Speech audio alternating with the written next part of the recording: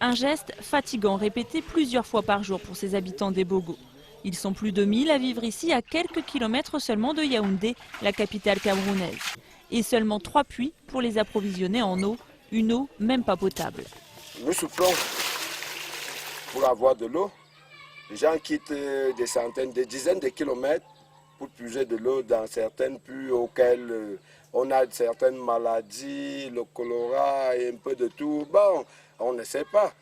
À Yaoundé, les habitants sont un peu plus chanceux. La plupart des quartiers sont équipés d'arrivées d'eau fournies par la Société nationale des eaux. Mais là encore, les problèmes liés à la distribution sont nombreux. C'est tous les jours qu'il y a les coupures. Une semaine, on fait 2 journées à pas l'eau. Parfois ça coule petit. Parfois tu vois ça sort sale. Surtout comme c'est la saison, c'est grave pour l'eau. La semaine dernière, tout le monde, les enfants malades, comme le bébé-ci. Il a failli mourir la semaine dernière. Une situation somme toute banale au Cameroun. L'Office national de la statistique estime que près de 80% de la population n'a pas accès à l'eau potable. À Douala, première ville du pays avec officiellement 2 millions d'habitants, la situation est plus dramatique. De nombreux quartiers populaires sont sortis de terre de manière anarchique. Des épidémies de choléra ont tué plusieurs dizaines de personnes en 2003 et 2004.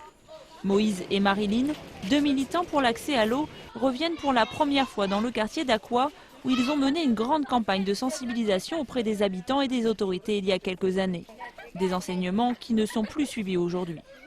Vous avez un puits qui est apparemment bien construit avec une margelle, sauf que l'eau est à 1,5 mètre du niveau du sol et que vous avez à moins de 4 mètres une latrine.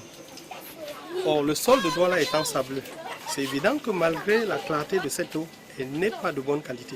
Il y a une démission de l'État, je pense qu'on est encore dans ce schéma-là, une démission de l'État ou de l'administration locale, et puis un découragement de la part des habitants. Pour ces militants de la première heure, cette situation est d'autant plus absurde que le Cameroun dispose de larges ressources hydrauliques, mais des ressources fortement polluées, à la fois par la population et par les industries.